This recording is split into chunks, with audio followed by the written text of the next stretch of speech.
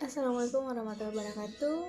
Hai, kembali lagi dengan saya Juli Mulyahada Rahman dengan NIM J1B01904 Di sini saya akan melanjutkan video sebelumnya dan saya akan menjelaskan acara 2 yang berjudul mesin bensin.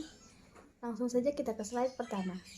Baik, untuk soal pertama di sini kita diminta untuk menjelaskan prinsip kerja mesin bensin 2 tak. Oke, jadi pada saat piston mencapai titik mati atas atau biasa disebut TMA, loncatan bunga api listrik dari busi membakar campuran udara-udara bakar yang bertekanan tinggi sehingga terjadilah ledakan. Akibatnya piston akan terdorong ke bawah, maka dimulailah langkah ekspansi atau langkah tenaga, sekaligus terjadinya langkah isap di mana campuran bahan bakar udara masuk melalui saluran isap. Setelah piston mencapai titik bawah atau TMB, maka piston akan kembali bergerak menuju titik mati atas. Gerakan ini akan mengopres campuran bahan bakar udara yang telah berada di dalam silinder. Langkah ini sekaligus merupakan langkah buang di mana sisa pembakaran akan terdorong keluar melalui saluran buang dan saluran akan kembali ke siklus langkah semula. Jadi langkah ini diawali dengan pergerakan piston dari titik mati atas menuju titik mati bawah. Ketup isap terbuka dan ketup buang tertutup. Melalui ketup isap, campuran bahan bakar atau bensin udara masuk ke dalam ruang bakar. Selanjutnya kita disuruh menjelaskan tentang komponen-komponen penyusun mesin bensin. Adapun komponennya yaitu kepala silinder. Kepala silinder berfungsi sebagai tempat terjadinya pembakaran sekaligus sebagai housing bagi beberapa komponen. Kedua yaitu blok silinder berfungsi sebagai tempat piston melakukan pergerakan dan sebagai penopang seluruh bagian mesin. Ketiga, piston. Piston berfungsi sebagai pengatur volume ruang bakar.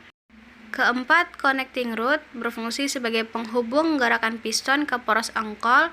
Dan kelima, poros engkol berfungsi sebagai pengubah gerakan naik turun piston menjadi gerakan putaran. Keenam, carter atau biasa disebut oil pan berfungsi sebagai bak oli atau tempat penampung di mesin.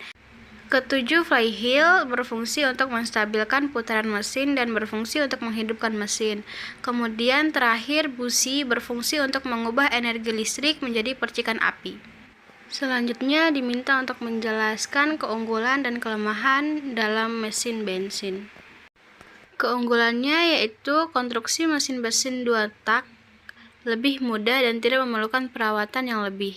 Sedangkan kelemahannya yaitu tenaga yang dihasilkan mesin bensin 2 tak lebih kecil pada kondisi temperatur kerja.